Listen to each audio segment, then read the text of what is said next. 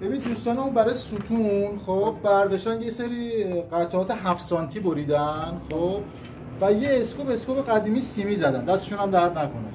الان بچه‌ها میپرسن ما اینو چیکارش می‌کنیم؟ میگه خب میبرم میذارم اونجا دوغاب ملاتو میریزم پشتش دیگه. خب تجربه‌مون مثلا میگه محکم‌ترین چیز سیمه، جایی که نه نکته داره، پروانه میزنیم چیزی میزنیم در میشه. نکتهش اینه که اینجا سیم ببندی، اینو به میلگردت ببندیش.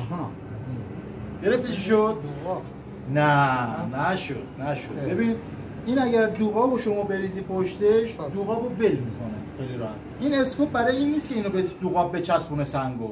این اسکوپ مال موقعی که این سنگ از دوغاب جدا شد نگرش داره نیفته پایین. خب وگرنه سیم که اتصال دهنده به ملات نیست که، مگه چقدر قدرت ضخامت داره اینجا. این اگر شما میخواید اصولی کار کنید این سیم باید سیم بسته شه بهش، به سازه فلزی که همون رابیسمونه یه پیچ بزنی بهش که اگر این ولش کرد اینو نگرش داره نیفته تو سر مردم. این اسکوپ دلیلش اینه. ولی اون اسکوپ پروانه‌ای که میزنین خب چون دنده داره و میره داخل ملات درگیر میشه و تعداد زیاد میزنین خب اون با ملات اون چیزی که شما میگی درگیر میشه. اتفاقا ما جایی که کار کردیم اون لغو میشه ولی این نه کاری به لغو بودنش تجربه‌مون میگه نه لغو بودنش دو تا علت داره. اون شکافی که شما میزنی اینجا خب این سنگ چون کیفیت خوب نداره و پیچی که میکنی سفتش میکنی خب الان هنوز پیچیه این پروانه‌ای رو که چیز میکنیم دیگه یا نه فقط با ضربه میزنی میره تو. خب اینا یه مدل داره پیچیه خب این پیچ هر چی سفت میشه این تو اون شکافی خودش رو هی بازتر میکنه خب چفت میکنه. حالا اگر کیفیت سنگ خوب نباشه تو هر چقدر اون پودر میشه. متوجه شدی؟ علت این که میگی شل میشه خب یکی علتش اینه که پیچ نداره، یکی علتش اینه که ضربه‌ای رفته تو، هر چیزی که ضربه‌ای میره تو بالاخره شل میشه دیگه. الان مثلا شما پلیت میزنی روی نما خب پلیت رو من میگم که سیم بستیم تا الان ندیدیم کارم در باشه. نه ولی اونو مثلا برگشتی ببین ها خب میدونی مال کیه؟ مال موقعی که ساختمون به شروع میکنه به تکون خوردن. آفرین. وگرنه ممکنه همین حالت عادی 4-5 سال حتی شما سیم هم نبندی نیفته بعد 2-3 سال بیفته خب تهش میشه این دیگه. اینا همه مال موقعی که زمین داره میلرزه، ساختمون داره میلرزه، سنگ ول میکنه خودشو، میگیم آقا یه چیز نگرش داره. تازه تمام این کارا هم که میگیم بکنیم باز هم اشتباهه. خب ما کشور جهان سومی اصلا ما نباید سنگ بزنیم اون نما که دیگه. ما باید کاذب سبک بزنیم به صورت تازه ملات میسار نه ملات خشکچینی مثل سقف کنار چجوری میان زیرش رو شاسی بندی میکنن سبکه. شما تو هر متر مربع اینجا 1 تن بار بهتون وارد میشه.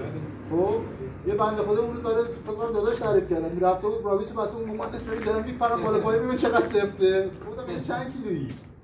محمد چیه تونه؟ به خاطر همین من مثلا تو شهریار خب یا جاهای دیگه که داریم کار میکنیم دارم به این سمت میبرم که ببرن رو سمت نماهای کامپوزیت سبک. حالا ان شاءالله شما که حالا فعلا هر سه داره همه سعی میزنن ولی یه وقت مثلا وقت پیدا کردیم و فلان حرفا بریم دوره‌هاشو تو این شرکت‌های کامپوزیت ببینیم. خب خیلی خوبه یعنی به دردتون می‌خوره. من فکر کنم مثلا تا 5-6 سال دیگه کسی سنگ نزنه. کامپوزیت 20 سال اومده کسی نه اپیدمی نشده دیگه برای مالک هنوز چون توجیه اقتصادی نداره هزینه‌اش هنوز بالاتر در میاد چون کمه. خب موقعی که زیاد میشه هزینه‌اش میاد پایین مالک هم ترجیحاً میزنه هم سرعت اجراش بیشتره هم سبک‌تره هم برای شما که دارید کار می‌کنید اجرتش همینه. خب متریاله رنگ و ایناش میره چون جواب نداده. نه پلی‌آرتران هست میزنن کوره‌ای هم هست هیچیش هم نمیشه.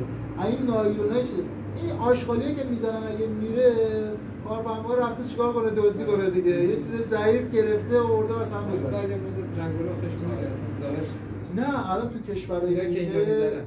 آره مثلا بالاشهر الان ما یه سری کار میکنیم اصلا اینطوری نیست کیفیت مثلا همین پیچیه که میگی اصلا تو این منطقه اصلا نیومده. همین اسکوپ پیچیه که میگی ربات کردن تا کسی استفاده. ببین مثلا الان والپست میدونید چیه؟ مثلا اینجا داریم مثلا کارهای گل اینجا رو داریم میزنیم. خب مثلا این سازنده‌ای که اینجوری میسازن خیلی کمه برای خودشون این هزینه رو میکنن. این اجرتایی اینم چون شهریاری ما رو اونجا پیدا کردن شهریه مورد اجرتایی که اینا میدن کسای دیگه به ساز بفروشن نمیدن. شما خودت هم بهتر میدونید تو کاری. الان شما چقدر اجرت گرفتید بابت این؟ من جسارت البته میپرسم.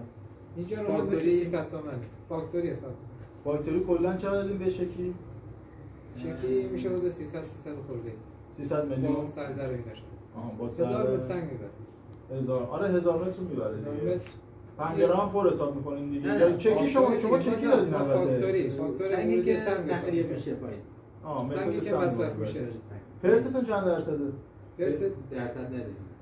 فرد داره مثلا 5% درصد کارش ببین آخر کار سعی کن از دو تا چیزش مشخص میشه. یک بحث اون چیزی که میچسبونه خدا میره میبینه میگه دستم درد نکنه تا اونجایی که بتونی فارسی برا رو بکنه و فلان حرف. خب یکم آخر کارو بری ببینی چقدر پرت داده. دیگه. نه ما پرتمون خدا خیرتون بده. نه مشخصه. از کارگاهتون مشخصه. نگاه کن. همیشه میگردم. خانم مهندس از زیر بگیر از پرت کار کمشون بگیر. تمیز فکر نکنم این کامل جمع کردیم برشه بالا.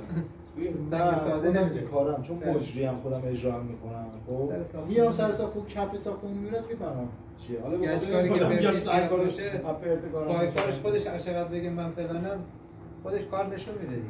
میگه مشکان است که خود بگید. حالا هم باید بیارم کیفیت کار خب مشخص کن. من روز اول که ایشون رو دیدم یه نکته‌ای گفت شاید به ذهن من نرسیده بود و خیلی هم جالب بود برای من. گفت خورتومی نذاریم برای نور پردازی و فلان و حرفاش. خب خب چیکار کنم این سیمپل افتاد بزنیم. خب ممکنه آسیب ببینه. خب خورتومی آب میره توش و خودش پیشنهاد داد او یه چسب آکواریوم بزنیم. شده؟ آره. این یعنی آدم فنیه. مشکل شده همین آبی که میره تو خورتومیه. خورتومی آب بند نیست. اشکال نداره. بهترین حالتش این خورتومیه رو بذاری یه راهی پیدا کنی که آب نره توش. خب چون اون سیمه اگر خدای نکنه آسیب ببینید دیگه سالن در ما مخصوصا تو این منطقه عوض نمی‌کنن. همونطوری هم میمونه سوخت لامپا سوخت یکی در میاد چجوری می‌بینید چجوری باز واسه است تو نما. حالا یه چیزی بگم ما 15 سال تو وادی کارم 6 ماه روشن بعدش همشون خاموش شد. خب متاسفانه ببین چیه ذهن‌ها کوچیکه دیگه. الان چون LED اومده مصرفش کمه و میتونن فوتوسل بذارن یه تایم روشن شه یه تایم خاموش شه. مثلا شما میتونید مثلا ساعت 5 و 6 بعد از ظهر که حالا مثلا دیگه رو به تاریکی بزنید روشن شه مثلا تا 9 شب. لزومی نداره بذارید تا صبح روشن بشه. خب موقعی که فوتوسل بذاری اولا LED که اصلا مصرف برق نداره. مصرف برق نداره. دوم سوخت و سوزش هم خیلی کمه. خب موقعی که یارو بعدا مالک کار نداره اومده خرید اون سازنده اگه فوتوسل رو بذاره اونجا اون به طور موقت مثلا شما چه میدونم ساعت 9 شب بعد دیگه اکثرا خونه دیگه تا 9 شب ممکنه در دیوار نگاه کنی زیبایی داشته باشه. تاش میخواد بشه مردم تا 9 شب بیرونن میبینن بعد از این یک برای دید بقیه است دیگه برای خود خونه نیست. در صورت ممنونتونم دستتون در نکنم. ما خیلی خوشحال شدیم. ارادت دارید.